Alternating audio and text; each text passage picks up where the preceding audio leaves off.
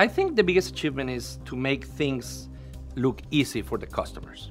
So customers that know the industry will come and see what we do and they say, wow, these guys are crazy. They are not cherry picking, they're picking what is difficult.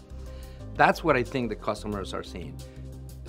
New customers may not see that, but there's a lot of work that goes behind that. And I think the biggest achievement is make it look easy for the customers. And sometimes maybe painful because there's things that come along the pathway and are new. We have to figure out how to solve them. But the good thing is that we solve it once and we figure out how to scale that so that next time it's automated and we don't have to be solving the same problems all the time. And that's what really MacroFab is good at. Finding a solution, making it to scale so that when we get to be thousands of customers, the same solution we apply for a single customer, we can apply for thousands. And we'll be looking back and saying, wow, that was easy.